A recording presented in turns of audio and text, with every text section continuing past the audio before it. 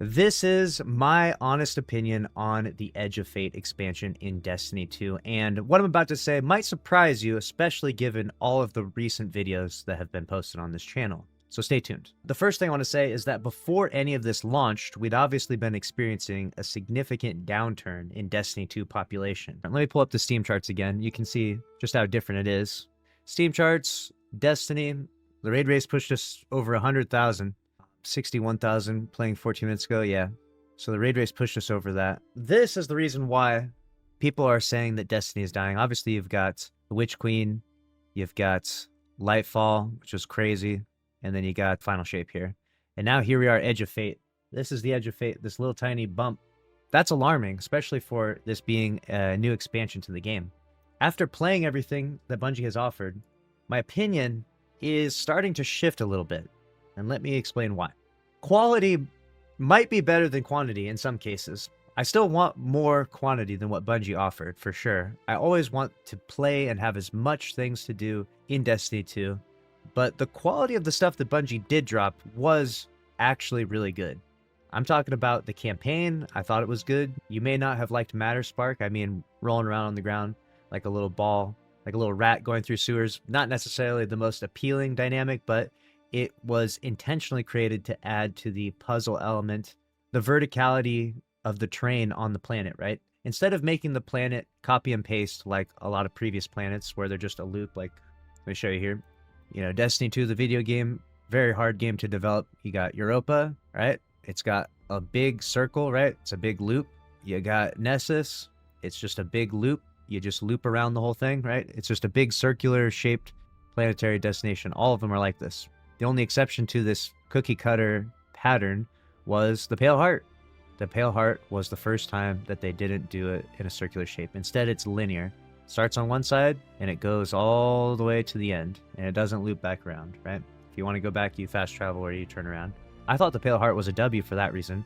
I also think that Kepler is a W for that reason, because instead of just having the classic loop, hop on your Sparrow and fly around, it's got depth to it. Literally, it has depth to it. Like, you go down and low into caverns and under things and through things. It's just different. It's a Bungie experimenting with something new.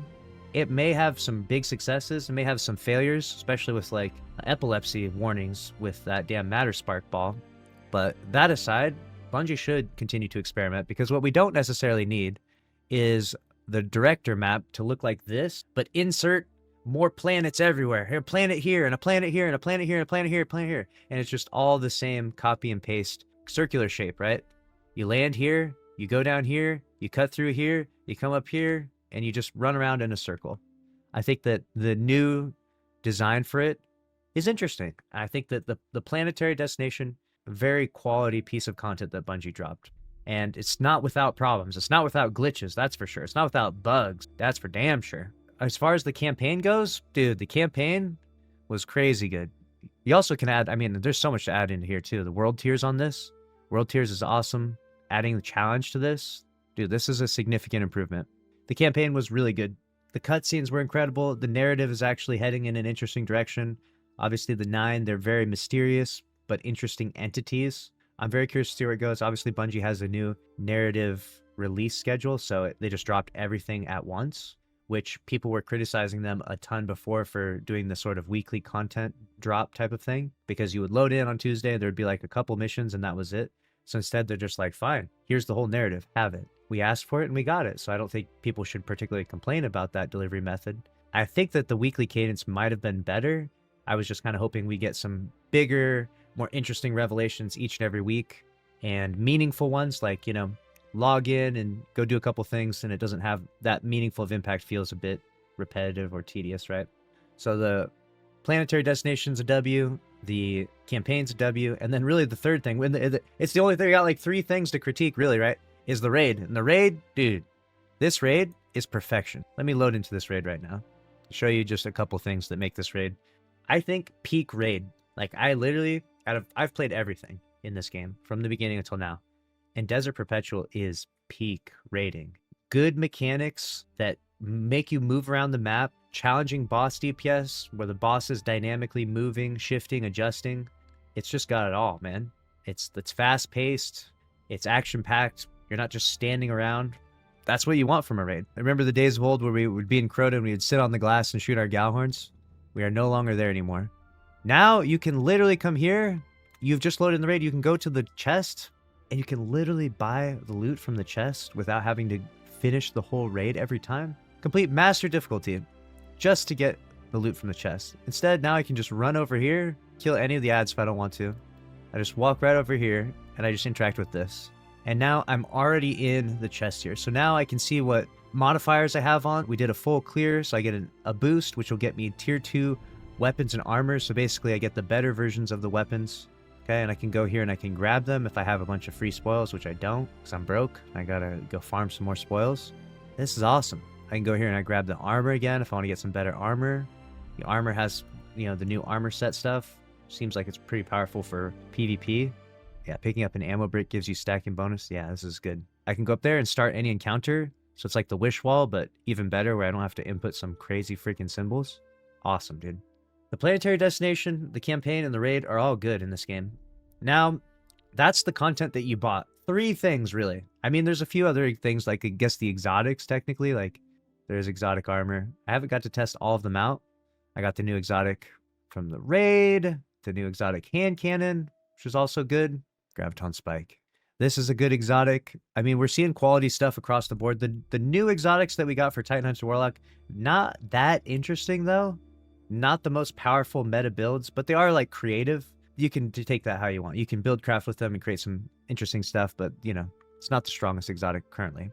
So quality stuff. So what Bungie's doing, I think what Bungie's doing, and I'm not sure if they're cooking or not, but I think what they're trying to do is highly prioritize quality over quantity. So we're getting a lot less, and they definitely need to, you know, work on under delivery, right? They've been so focused on over delivery that they've completely looked past what under delivery looks like. We're right at that threshold where it's a little bit, where you're getting a little bit too little for what you're spending your money for compared to what we got in the past at Destiny, right? That's something I still have a problem with, and I really hope Bungie works harder to deliver a lot in Renegades. Like a lot. New missions, strikes maybe, just more exotics, things to chase for, right? Hopefully they can really deliver with that well, because we could definitely use a lot more quantity, but the quality is good. And I think that's really important. It might be more important at times than quantity, if you think about it, right? Because we got 3 new exotics, which is like the normal amount, or it's half the amount we would get. Like, we're meant to get 2 6-month expansions, so you should get like 3 now, and you should get like 3 in Renegades. That would be the right amount. We'll see if we actually get 3 in Renegades. So you're meant to get roughly that amount, but you notice how like the quantity isn't always the key determining of like what's good, right? Like, just because we got new exotics didn't really matter that much because the exotics weren't that good. So it's like, we really want things to be good and meaningful and impactful, so that way every new thing that's added to the game is like this shiny new thing that you're like, wow, I really want to get that. I want to chase after that item. I want to do whatever said activity is required of me to unlock said thing, right? So I think that's really important. The population is still extremely alarming, though. Like, we're getting to really low levels. But I think Bungie's strategy with that is, let's make a game, let's cater the game to the people that like Destiny 2, because we're past the point of getting new people. If Bungie wanted to get more new people in the game, they would have to simplify the game so much. Like, let's look at this for a minute here. If you're a brand new player and you load in, alright, and you see this as your first menu, this isn't necessarily overwhelming. You're like, okay, you've got the latest expansion, okay, you've got this stuff up here. You don't necessarily know what's going on, but you're just like, I guess I'm a solo player, I'm in the game alone, so I'm gonna click on this. Then you start clicking around, you start finding all these modifiers, and you're like, whoa, what is happening? What is all this, you know? It can be a little bit complicated. Then you start looking around your weapons, and you're like, okay, I got Swashbuckler, I got Binary Orbit, I got Proximity Power. You know, this weapon's got 6 perks, and it's got Sword Logic, and Shoot to Loot, and keep, like, what do all these things do? And remembering all these things, you know? Destiny 2 is a game that's going to be for people that put a lot of time investment into gaming and want a return on their time investment, right? I've been playing this game for a long time. I'm telling you right now, I don't think Bungie or this game will ever succeed at pulling in a ton of new players. I don't think it's going to succeed at that, really. I think the best thing they can do is make the players that they have happy and understand that, like, the whole world has already seen Destiny. This game's been out for so long even though it's not the most popular game, it's not Fortnite level of popularity, it has a level of popularity that's massive. It's the #1 game in its genre, right? Like it's the #1 looter shooter game in its genre.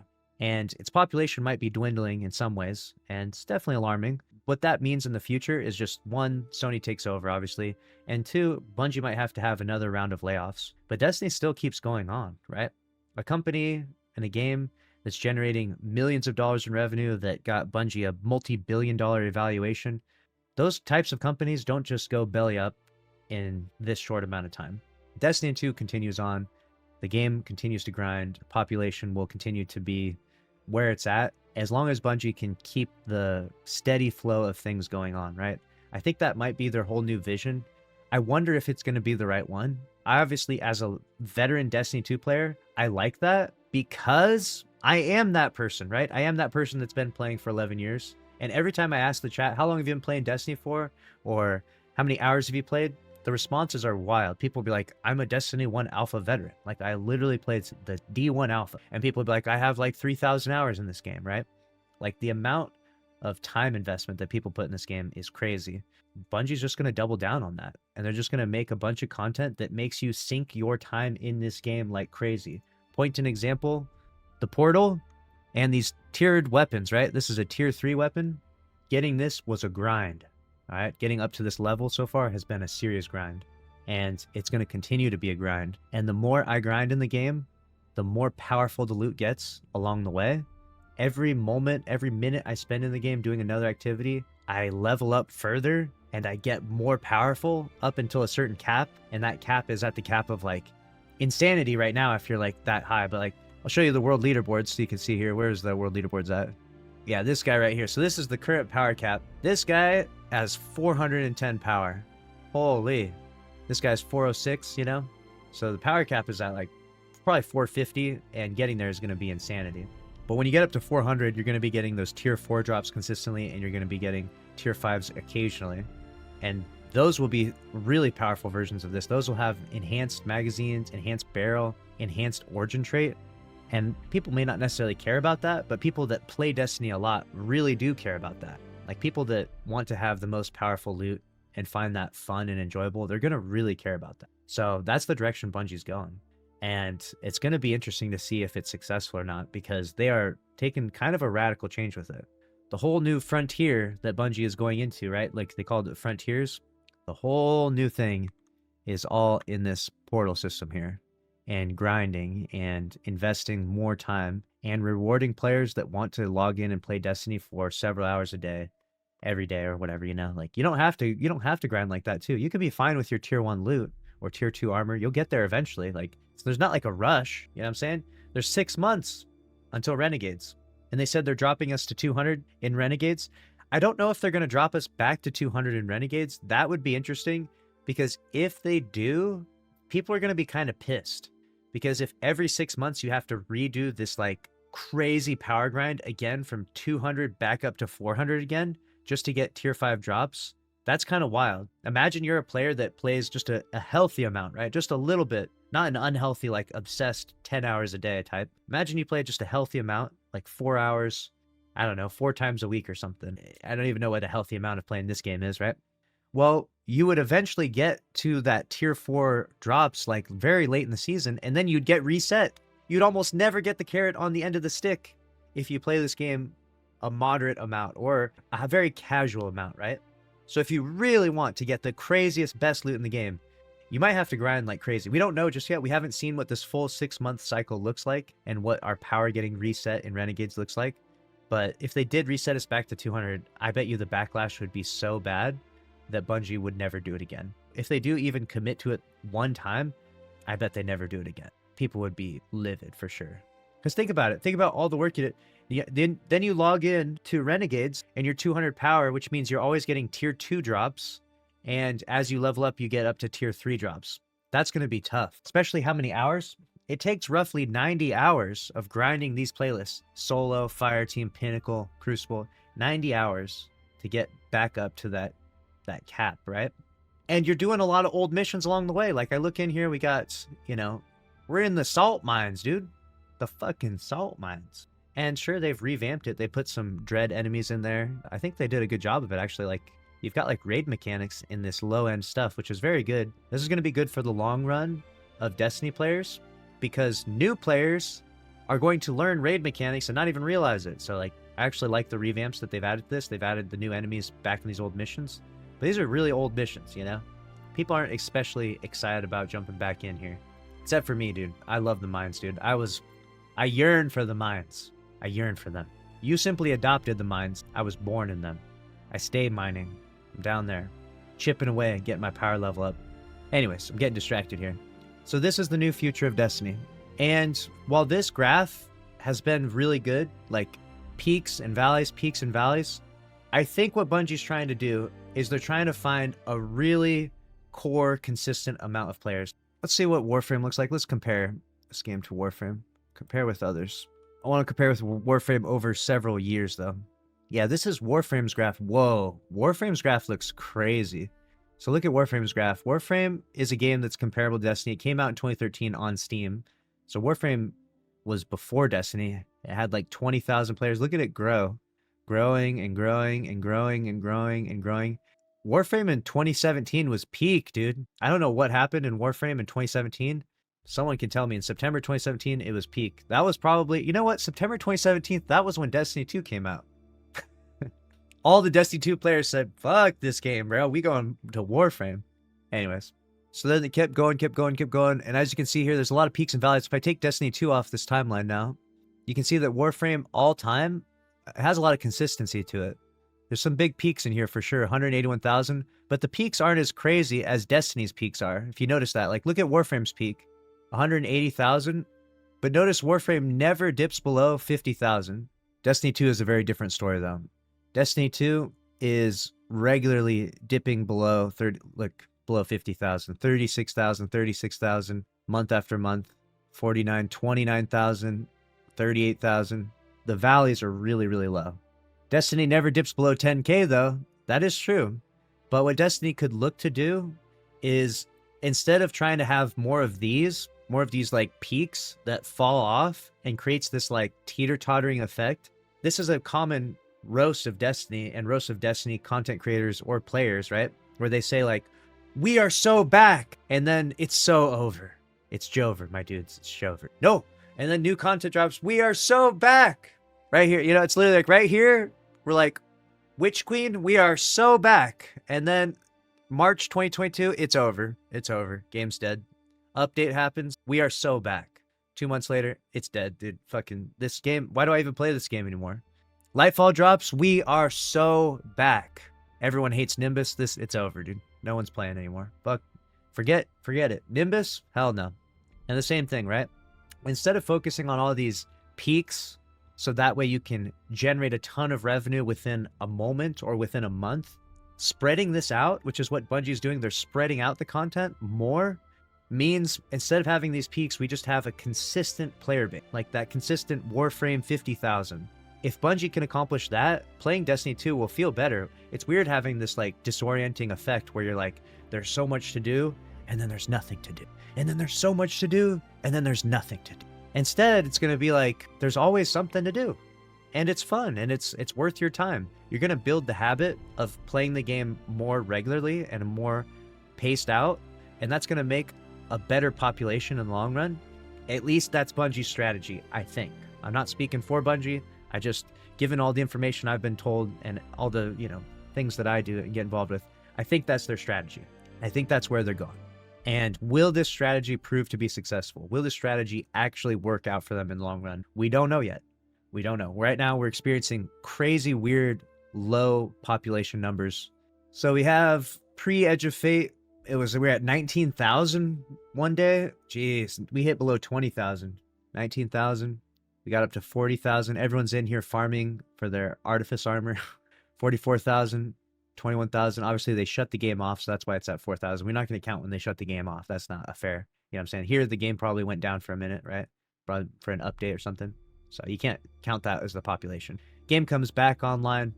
90,000 day one Edge of Fate. Okay, we didn't hit 100,000. That was rough. Obviously, you're in the first week, so there's a lot of players, but we want to see what this looks like We need to stretch this out to a month to really get a good feel for it. We need to stretch it out to 2 months, and then we'll really know. And ultimately, when we see what happens after 6 months, the raid pushed us over to 108,000. That's the peak. And just a few days later, here we are now. I mean, at the time I'm recording this video, we're at 61,000 on a Wednesday, dipped below 29,000. We'll see. 30,000. Geez, 30,000 just 2 days after the raid, the brand new raid comes out in the first week of an expansion. This is a bold new strategy from Bungie. So far, my opinion of Edge of Fate is that the very little things that they did bring us are good quality things, even with the bugs. A good example is the fire range. That being bugged is ridiculous. I'm sure they'll fix that. But bugs aside, because they're going to fix that, quality of the stuff is actually, it's decent. I just wish they gave us more. This is wild, TBH. Yeah, it's wild that it's that low, right? It's really alarming when you look at it, right? You're like, holy shit. The new expansion came out. There's 29,000 players. The final shape had 314,000 players in May, and then June it had 100,000 players. So it dropped off crazy. 63,000 players in July, 41,000 players in August. The final shape aged like milk. That's what our criticism was. It was really good, and then it just aged poorly.